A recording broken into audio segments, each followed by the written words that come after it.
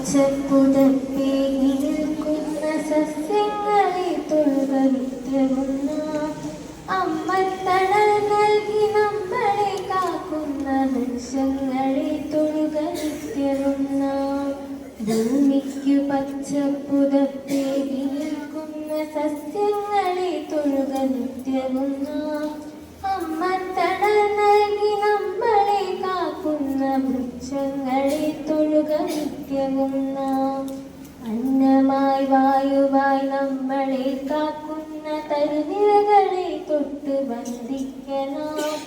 അന്നമായി വായുവായി നമ്മളെ കാക്കുന്ന തരുനിരകളെ തൊട്ട് വന്ദിക്കണം. കിളികൾക്കു വീടായി കൂടായി മാറുന്ന വൃക്ഷങ്ങളെ തൊഴുക നിത്യമുന്ന അന്നമായി വായുവായി നമ്മളെ കാക്കുന്ന തരുനിരകളെ തൊട്ട് വന്ദിക്കണം. അന്നമായി വായുവായി നമ്മളെ കാക്കുന്ന. എന്താണ് പരിസ്ഥിതി? നമ്മുടെ ഈ ഭൂമിയിൽ ജീവനുള്ളതും ജീവനില്ലാത്തതുമായ എല്ലാം അടങ്ങിയതാണ് പരിസ്ഥിതി. അതിനെന്തിനെങ്കിലും ഉണ്ടാകുന്ന നാശം നമ്മുടെ അനുബന്ധിച്ചുള്ള ഒരു കവിതയാണ് ഞാനിവിടെ ആലപിക്കുന്നത്.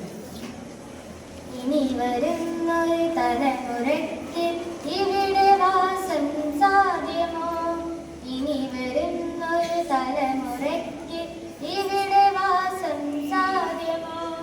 മലിനമായ ജലാശയം അതിമലിനമായൊരു ഭൂമിയും മലിനമായ ജലാശയം അതിമലിനമായൊരു ഭൂമിയും. Environment gives us everything we need: air, water, food and shelter.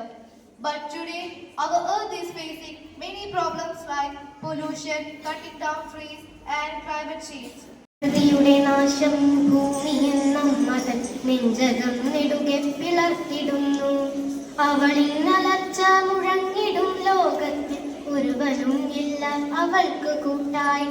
പൊട്ടിത്തെറിച്ചിടും അവളുടെ ഹൃദയത്തിൽ അമ്മ എന്നൊരു വികാരമുണ്ട്. അവളുടെ മൂർച്ചയേറിയ കണ്ണീര് നമ്മുടെ ഹൃദയത്തിൽ തറച്ചിടുന്നു. കിളികൾക്കു വീടായി കൂടായി മാറുന്ന ഹരിത വൃക്ഷങ്ങൾ